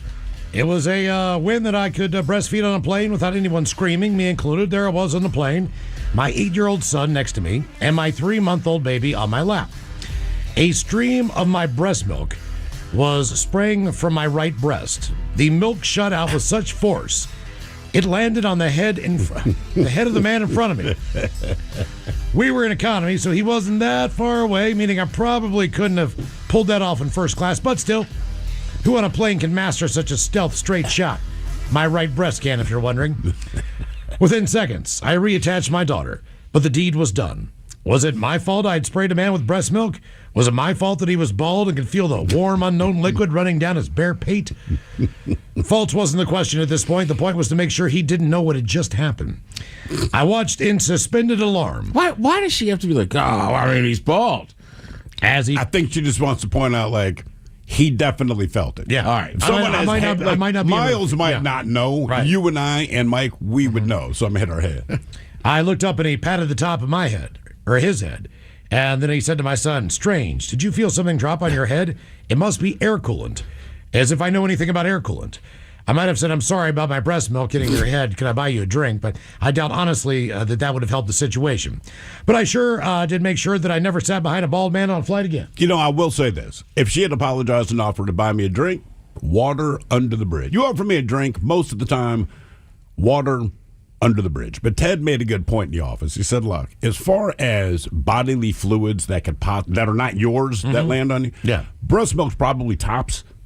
Correct. You know, there's pee, there's poop, there's blood, there's pus, there's vomit, and then there's breast milk. I would take breast milk every day of the week on that. Not trying to throw anybody under the bus, but there is an occasional condition, and I don't know what the deal is on this, but sometimes there's like a duct underneath kind of your arm where breast milk can accumulate. Yeah, it connects to the mammary. Yeah, on a woman. And I might have known somebody who had this situation going on.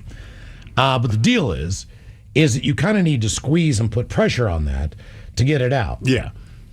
And I might have been requested to do that. You know what I mean? Just to get it out, just to be able to put the force on there with enough to just kind of get... Were you standing in front of them? No, to the side. Okay. But it was still amazing, man. It's like having a super soaker. Yeah. You know, it's just like... Our question, what unfortunately got in you or on you? 206-803-ROCK. Hello, Nicholas. Welcome to the men's room. Hola, gentlemen. Hola. What's happening? How are you? I'm alive, and I just wanted to say kudos to the gal, that female Pee Wee Herman, the guy on the airplane. Yeah. Oh, yeah. I just like that she reattached her kid real quick to make it look like nothing happened. Yeah, even more kudos. It was a stealth job for sure. So what'd you get on you or in you? So I took a little quick weekend trip to Portland, Oregon about a decade ago, and we stayed at this really nice, it was like an older, like Embassy Suites, if I remember correctly. Yeah. It was a several-hour drive over there, me, a friend, and his brother. And, of course, when we get to the hotel, the first thing we all three have to do is use the can. So I go in first, come out, realize that this Embassy Suites has, like, all the, like, the chocolates, the waters, like, all the, like, welcome to our hotel, here's your stuff. I was so thirsty, I just took that Smart Water, cracked off the top, and just started chugging from it. Buddy comes out of the can and says, "Who just drank this water?" And I looked at him and said, "I did. I was thirsty." And he goes, "Man, I'm really sorry." I said, "You're sorry? Well, why?" And at the bottom of this water bottle, like I left like a 1 or 2 chugs left, was the nastiest, like lung butter ridden loogie I've ever seen. Oh, God. Yeah, and it took me a minute. I had to put myself in a mental timeout and think about it. Did you throw up under the thing? Why did he just blow one in the water bottle? I don't know. I was too fixated on going in and taking a whiz, but But this was I thought they still had water this was in it. one of the water bottles that was provided by the hotel. So he cracked the top and spit a loogie in an otherwise unopened bottle of water. Yeah, unless he took a sip first and then used it, because he's like big into like tobacco and stuff like that. So I mean, I think he was just—it's like what he does at home or something. So he just cracked it open, spit in it, and silly me, I was thirsty after a 5.5-hour drive in a tiny Volvo. That it was. It was nasty, man, and ever since then, I can't stop thinking about, every time I drink a glass of water, I got to look at it first. I was going to say, is that image just burned in your head? Honestly, the particular image of the loogie slowly, like, swirling in the bottom of the bottle, yeah, man, it wasn't good. Look, hey, Jolene. Why does the swirl make it worse? Because you're right. If it were just like a lump on the bottom, you go, man, that's gross. But there's something about just seeing it slow. And if it's moving fast, it's not as gross. There's something about that slow twirl. Well, just when you don't expect it. Because like Jolene, one day at work, she drank someone's tobacco spit out of a can. All right? Correct. In my birthday party, I'll never forget this. I mean, again, there was a can. But you can't see in a can. And that's why I always pour stuff in a glass, because what happened to me, my birthday party, I had a big K Cola outside, and my friends over, took a big swig of it. K Cola. Well, I mean, they're living, brother. We were living large. Yeah. You don't spend money on kids. That was what, the 3-gallon jug of a... Well, these were individual cans. Okay. You know what I mean? In a bucket. But no money was spent, trust me. But, those would be in there, and it just got in my mouth and stung the inside of my cheek. And, I spit it out, no big deal. My cheek swelled up to, the size of a tennis ball on one side. And after that point in time, I was like, I need to see what I'm drinking at all times. Now, if it's a glass bottle, like a beer, like a Miller High Life or whatever, no problem. But with a can, I've got to pour it out. What if it's a brown bottle? Because my father, and he's done it since I've been alive. Inside, I'm fine with. Like if I go next door to the thing and buy like a Diet Dr. Pepper or whatever, I have no problem if I crack it in here. I know I'm good to go. But I'm saying father. I feel pretty safe at this point. Like you're inside, it's winter in Seattle. Exactly. The chance of having a bee fly in. Right, we're not real buggy on it. But ever since childhood, my father, and like I always noticed it, but I never thought about it because he just always did it. He didn't open anything, and his hand just rested on top of the bottle all the time. And maybe 20 years ago, he was finally like, oh, we're at a family reunion or something. But and he brought the story up over Christmas. But same thing, a bee, it was not him, but whoever this relative was, the bee flew into this guy's bottle. The guy took a sip, spit it out through the bottle. And as my father says, when we said, what is going on, before the guy could finish the sentence, a bee stung me. He's like, it was like an airbag. It's like the guy's lips. It's incredible. Look, again, This is my birthday party. My buddy blew out my candles. I will never forget. you couldn't? I had a bag of ice on my face. My lips were smelling. I'm like, because I was so numb. You know, I was like, my buddy's like, I gotcha. I'm like, you blew out my candles. But you couldn't blow them out, man. Well, I was going to keep trying. Yeah, exactly. How old were you? I was probably 9, 10 years old. Somewhere in there, you know. You know what I wanted, Ted? I wanted a McDonald's birthday party. I remember this to this day. I wanted a big jug of orange craft. Drink, yeah. You know, a couple hamburgers for everybody and French fries. But no. I never got one. We had to do a hot dog thing in the backyard, you know. Oh, no, I never gave my kids a McDonald's birthday party, but they never asked. I don't even know if they still do that. I don't know if they do either, but that was, Really? when I was a kid, that was like a massive thing. Yeah, if you could get that, man, you're. Well, when I was working at a basketball camp, they had like a little kids camp on the side. Yeah. So sometimes I'd go in there to get like extra balls or whatever, the equipment room, and they had that McDonald's jug of orange drink. How much did you drink? Oh, yeah. I would always have a couple cups of it. Got to. What unfortunately got in you or on you? 206-803-ROCK. Hello, Paul. Welcome to the men's room. Hola, gentlemen. Hola. So, let me set the stage a little bit. I'm in a local motorcycle club, Damaged Brothers MC. Check out our Facebook page. We do lots of good charity work for cancer. Awesome. And we have road names. So my name's Paul, but my road name is Switch, and I'm using road names in this story. So last summer, one of the other fellow members of my club, his name is Boots, and me and a friend from another club, his name is Rockwell. The three of us are riding to South Dakota for Sturgis. So we're headed out I-90. I think Vantage, we caught some really heavy stop-and-go construction traffic. So Rockwell's in the front left. We're in the left lane, right? Rockwell's in the front left. Boots is right next to him, and I'm splitting the two right behind him. So I didn't really see what was happening at first, but there was one of those disposable coffee cups, like a Dutch Bros, the clear plastic cups. Yeah. That was sitting kind of on the left side of our lane with it had clearly been full of a clear liquid. There's a puddle there and just a wet cup sitting there. And I see Rockwell kind of scooting up there on his bike. You know, he's got his wife on the back seat, and he's kind of leaning down. I'm like, what is he doing? And then he picks up that cup, and he puts it in his mouth, like between his teeth. And so I'm like, oh, man, he's going to I think he knows who threw it out the window, and he's going to bring it back to them. And so sure enough, he puts the cup in his teeth, and he puts his bike in first gear, and he motors up next to the car that's in front of him. And I can't hear anything. I see a little talking. He's telling this person, roll your window down, then there's talking. And then he throws the cup in the car. And I was like, oh, that's funny, you know. Well, we get to Moses Lake, our next stop, and I'm talking to Rockwell's wife. And I said, that was funny that he threw that cup back in that window. She goes, oh, you don't know half of it. Apparently, he pulled up with the cup in his mouth. He motioned, like, roll your window down, and it was some college-age girl. And she rolls her window down. She's just petrified. And he says, you know you shouldn't let her, especially not in front of motorcycles. And she's just frozen, and she's staring at him, and he's holding the cup in his hand now.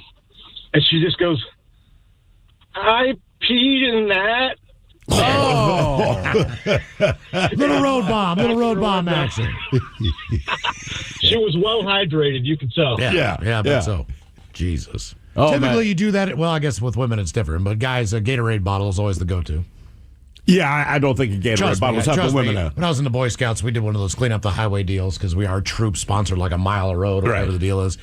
And that's all you see. Man, well, you pick up other trash, but you have no idea how many pea grenades are on the side of an interstate. Fist bumps? Oh, yeah, they're everywhere. Yeah. And you don't really want to peed on the side of I-90 once, like, surrounded just by in the people. middle of nowhere, and we just pulled off. And I was like, oh, my God. They're everywhere. They're just trucking these things out the window. Yeah.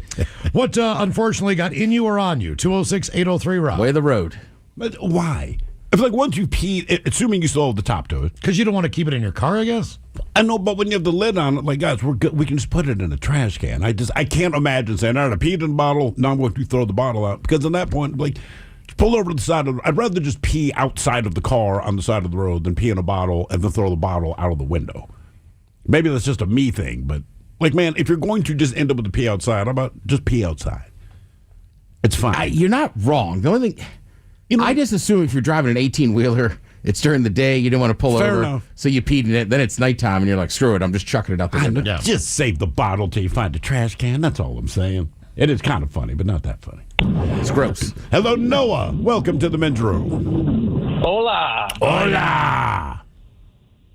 So, I used to be a professional bull rider, and on top of getting my ribs stomped out and broken, I ended up with bull dung going down my throat. So you've had your ribs crushed, but the thing that bugs you is bull dung going down your throat. Yes. Yeah, that seems fair. How do you end up in a situation where a bull poops in your mouth? Well, they're not the cleanest animals. Sure. And so there's always a little bit left over when they put them in the buck and shoots, and I got thrown off the back, and I'm looking, as soon as I hit the ground, I look up and I can see hooves and nuts coming towards me. So it's got to be a sight. Yeah. Oh, it's unforgettable, I'll tell you that. Yeah, I believe you. And burned in my eyes. My trunk fell down. Oh my God. Okay. That's great. And then the poop falls out. I mean, even if you had a cage in the front, it still would have shot through it.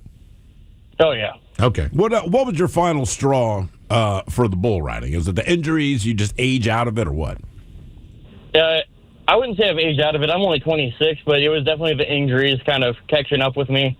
You know, I always joke around that I'm 26 years old, I got the back of an 85-year-old. That sounds about right. Yeah. How many times have you been concussed? None that I can remember. That's good. Well, that might be a lot. I'm not sure how to answer that. I know, that's a weird None that I can remember. Yeah, no. So, what do you do when you're done with bull riding? I mean, what does that parlay into? What's the next job? Well, right now I'm working for a tire warehouse, so it doesn't really translate into anything. All right. I was hoping to get a job on a ranch being a working cowboy, but that never worked out. Really? I mean, look, I don't know anything about the ranching world, but I feel like if I looked at someone's resume, I'm like, okay, this guy can deal with animals. I just don't know how many ranches there are anymore to work on. I know, but with that in mind, In Western Washington, there's not a lot of ranches at all. Fair. All right. Okay, well, let me ask you this. Kind of like, I can't remember who it was, but somebody kind of dressed in disguise when karaoke was starting out, but they're the actual singer of the song. All right. Went up there and knocked it out, looking like they're like the guy who looks like he's 80 years old and just plays hoops. Right, then he pulls off all the makeup and it's LeBron he's dunking James. and stuff. Yeah, it was kind of one of those deals, but it was actually a singer in whatever band it was. But could the same hold true with you, like as far as like a mechanical bull bar? You know what I mean? Like if they had one of those and they had like a contest one night, could you go in there and just kick everyone's ass? No, because the mechanical bulls are nothing like real bulls. You know, the real bulls, they can... they go in more of a circle instead of just spinning around. So they actually travel around instead of just pivoting on a point. So it's just a different technique. It's a much different technique. I'm horrible at the mechanical bulls. I mean, I was never any good as a bull rider, but... So the only way you can actually practice then is to get on an actual bull, right? Yes, absolutely. Oh, wow. That'd be a hard sport to start out. Yeah, like how do you start out? Are you mutton racing first and all that kind of thing? Like what's the time? Mutton busted. Call it the right busted. name. Sorry, the first time you decide to sit in doing that. A lot of guys start out doing the mutton busting. I didn't. I just said, let's get on a bull. Let's try it as a bucket list thing, and fell in love with it. And what was it about it that you liked? I'm just curious. I mean, look, as a spectator, it's fascinating to watch, but at the same time, I can say that is something I never want to do. It was the amount of technique and the challenge behind it. It was a definite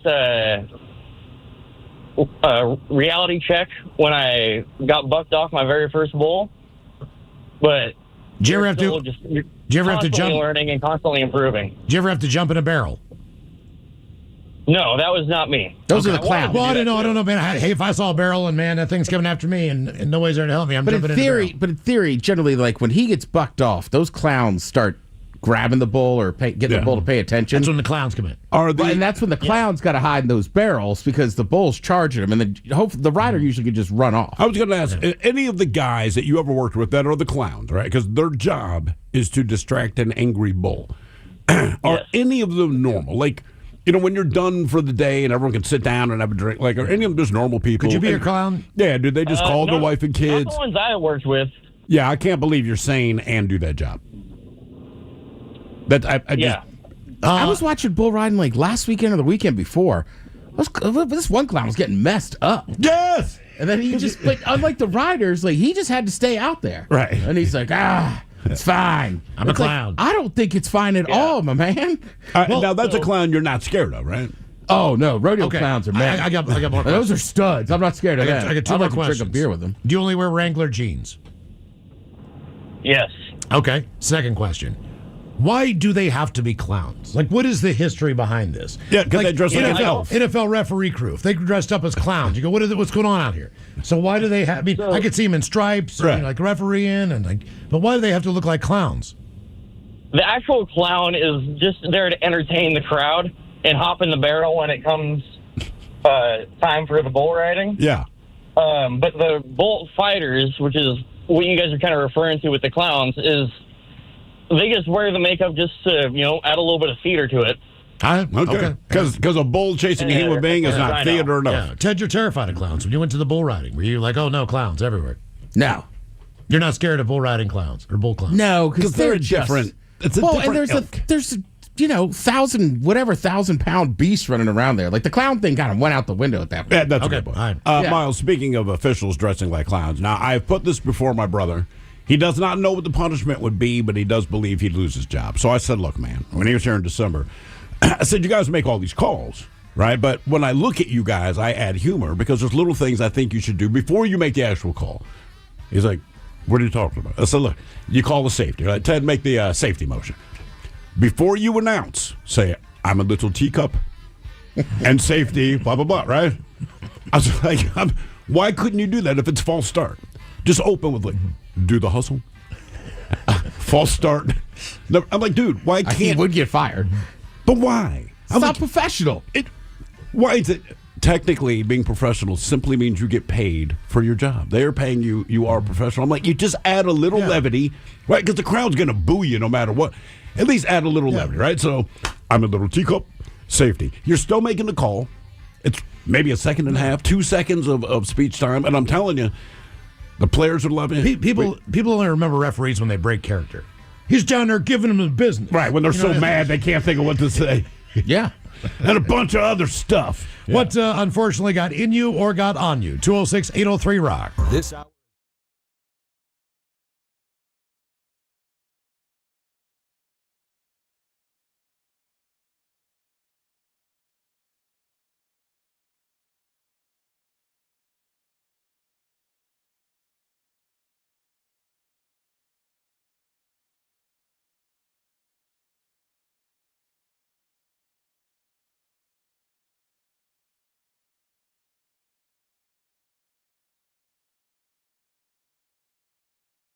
Jesus Christ. All right, I got the kid. I'm just chew. So I tell my kid, just chew, and just swallow. I don't know. All right. Oh, no, Steve's out. You're out? Oh, God. What does it taste like? Like pork brains. What do pork brains taste like? That's got to be awful. Yeah. Is it? You think it's the brains or the milk? Oh, my God. Oh, my God. Oh, my God. All right, ready? Bad. You gonna try it, Mike? Did you try this? You got to try it, man. You got to try it. Go ahead. There we go. Okay. Where's that can at? I got it. Hang on, I'm going in. Where's the can at? I got it. I'm not going to try Miles, it. I have it. Hang on. Let Mike try it first. Yeah, exactly. You This go is second. So gross. I can't believe there's pork brains on the floor here. They would get so pissed off at us. It's so salty. Yeah. Is it salty? Yeah. Somebody's going to be able to eat this crap and keep it down. All right, here, give me a chance. Oh, my God. Oh, my God.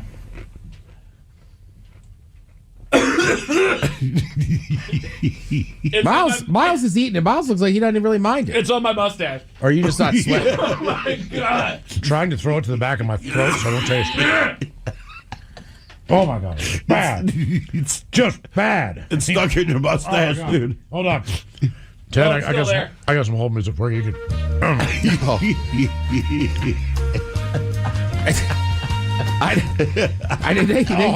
call me whatever they want in the comments. This would be a funny idea. Oh, my God. Absolutely horrible. Look at it, Mike. I'm not doing it. Sorry. I'll be the bitch on this one. Oh, man. Oh, my God, that is dude. awful. I think you can do it. Yeah, I drank a whole bottle of hot sauce before. I put in my work. I'm just running this kitchen. I don't need half the food I serve at Slither. Oh my I like God. that. Mike had it stuck in his mustache. It's in my mustache, dude. It's like the milk is in there. The cream. Did you taste it? He No? just smelled I it. just smelled it. I'm telling you, I'm already half nauseous. So there you go, folks. Those are foods that were canned foods. Oh, I got a smell of it. That were popular 50 years ago that no one eats anymore. wonder Now why. we know why. But hey, the men troops say try the canned tamales. Yeah. I don't know. Do we? I think we're up on a break, Mike. Yeah, get me out of here. Yeah. I don't know what else to say. All right, no Go for for it, 50. Miles. Oh, I'm just trying to move my tongue. Pull it together, baby. Coming up, we'll drink a toast with the shot of the day at 5:08. You are listening to the Men's Room.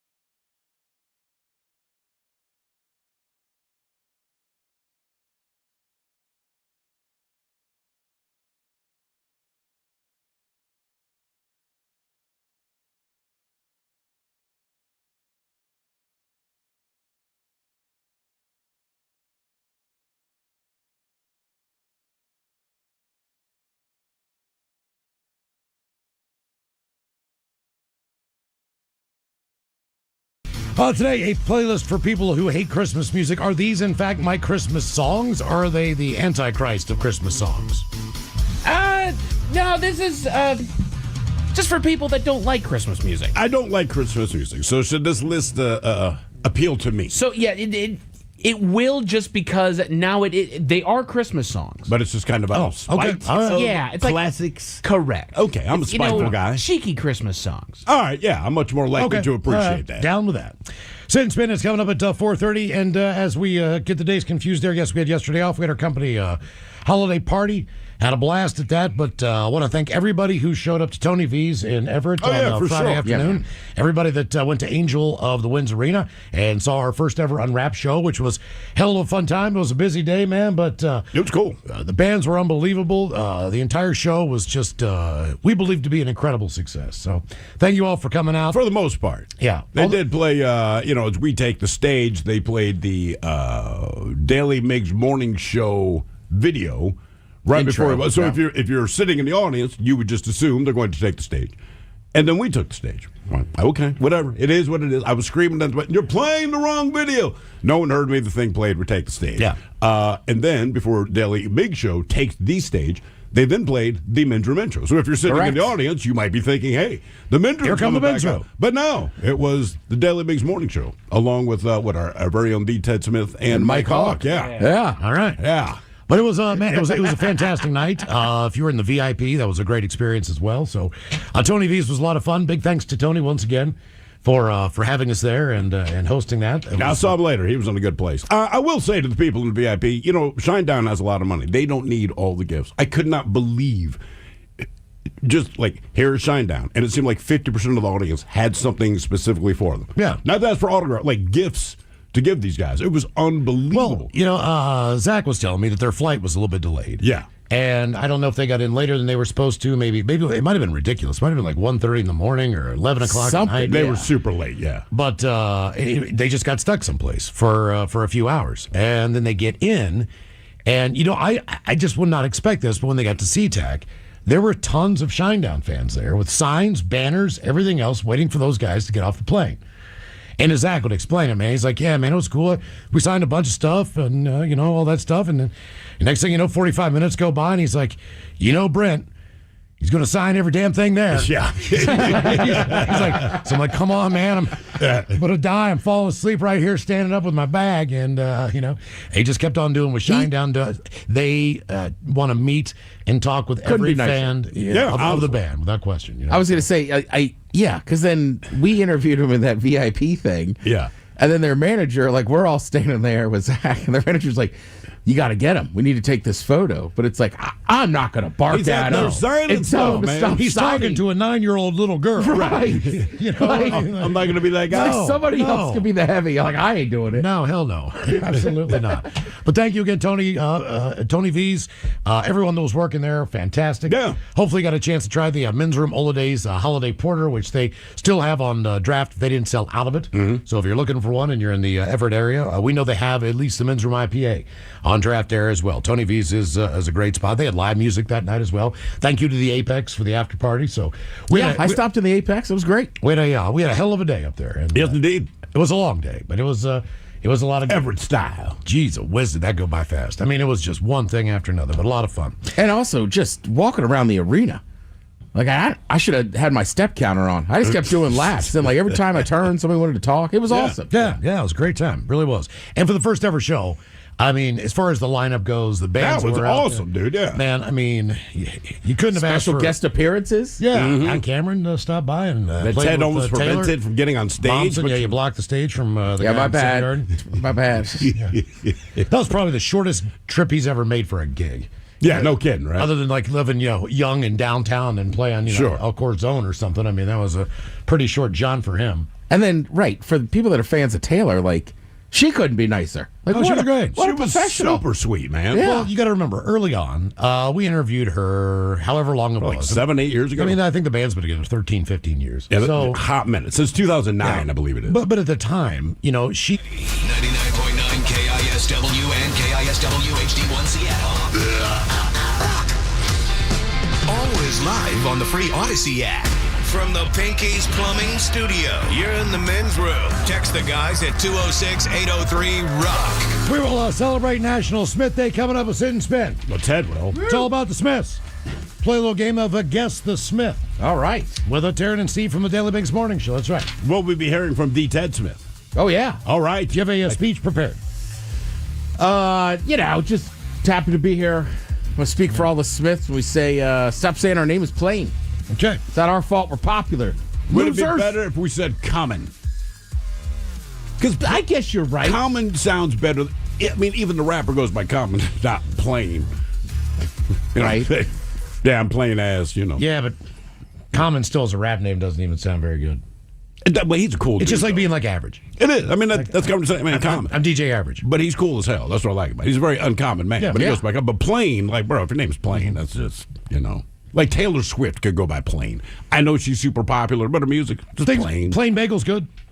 It's fine. Plain pizza's pretty good. Plain pizza, but it's still a cheese pizza. You don't call it a plain pizza. Bagel with nothing on it. Well, I mean, cream cheese and butter. Well, see. So, I mean, I didn't eat it actually. I still ate it. You got to spice it up. Right. It's like a plain piece of toast, and there's no butter on that. That's what I'm saying. Whereas you get a plain cheese slice, you eat it. And you go, oh, it's still good. But it's called the cheese pizza. It doesn't even say plain. It doesn't say pizza or plain. Even it a plain potato chip has salt on it. Yeah. You can buy the unsalted. Nobody wants to eat them. That's right. Now you're just eating a potato. Sit and Spin coming up at 4:30. Our question, what unfortunately got in you or on you? 206-803-ROCK. Hello, Corey. Welcome to the men's room. Hello, gentlemen. Hola.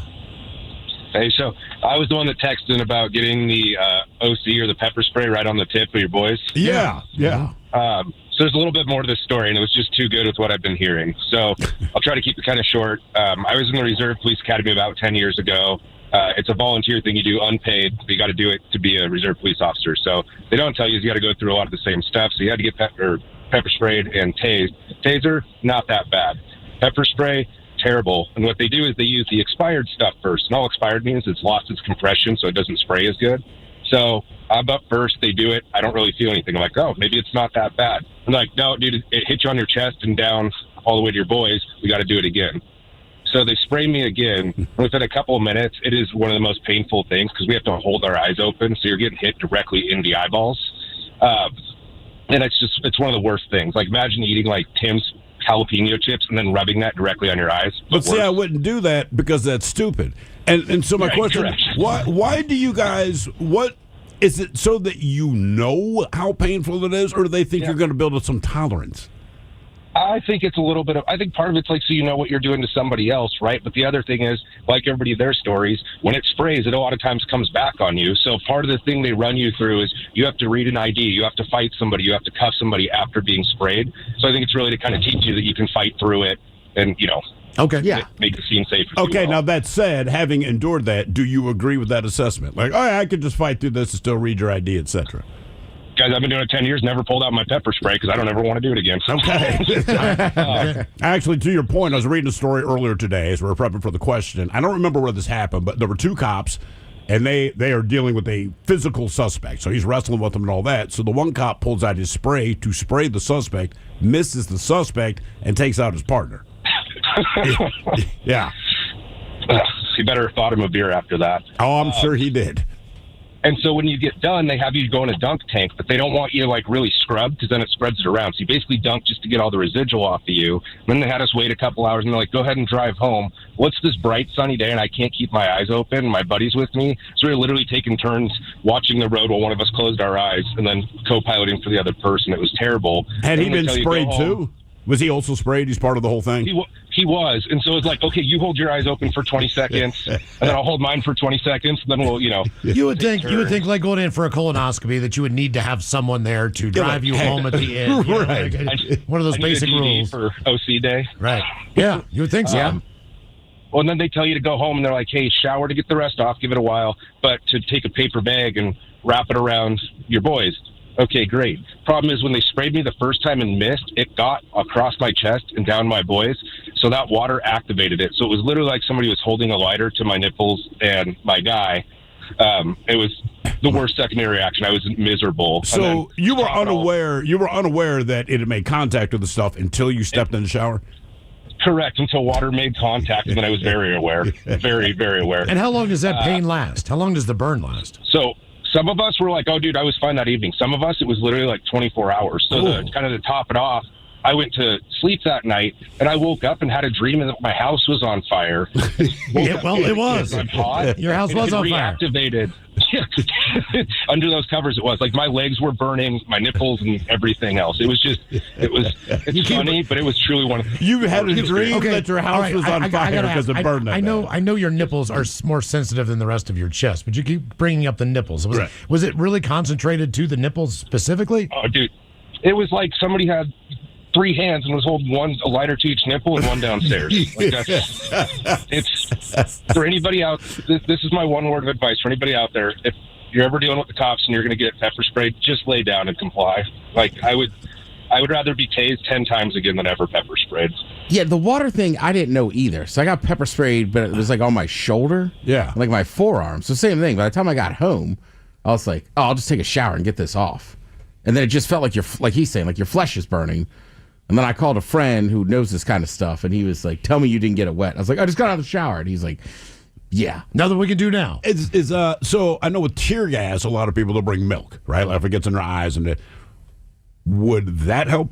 Milk is for the pepper spray, I think. But it's always in their eyes. Would it help? Correct. On your shoulders, right? I guess maybe. I didn't even think about it. To me, how water would activate it more seems crazy. So you figure you're washing it off. Correct. Logically. Well, I would think, like in Seattle, that's got to be extraordinarily worse than most normal places. On a day like this, right? Which is going to be our winter until what? Frickin' June. It's going to rain every day. So I'm just wondering if you get pepper sprayed on average in Seattle and you're outdoors, and then the rain comes down, does that make it worse? As you go, the pepper sprays, it's raining, then they get you down on the ground. The milk is definitely for the pepper spray. Right. And then, because I was living on Capitol Hill during that time. But I want to say you got to use like baking soda or something to get all the tear gas out of your apartments. Because there was so much tear gas they were using that it was like, into your apartment. It was seeping into all those apartment buildings. Damn. So like my QFC, they were like, we don't have anything. Because everybody ran there to buy stuff to all we have is pepper. Yeah. What unfortunately got in you or on you? 206-803-ROCK. I also saw a guy once try to shoplift a whole chicken from that store. A whole chicken? Raw chicken.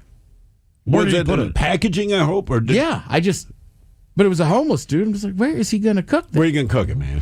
Right? Like stealing a chicken that's already cooked. Fabulous. Or a rotisserie one that's already done. Yeah, that's what I'm saying. But just did you tell him, like, brother, listen, I'm not judging you on the shoplifting. Grab a rotisserie chicken. You're gonna hurt yourself. When I see you on the sidewalk cooking this thing, I'll be like, he's got a pigeon. Right. Yeah. To this day, I'm just like, he killed a duck, dude. How did he went down the sewer and got a duck. Yeah. How did he plan on cooking this? He didn't think it through.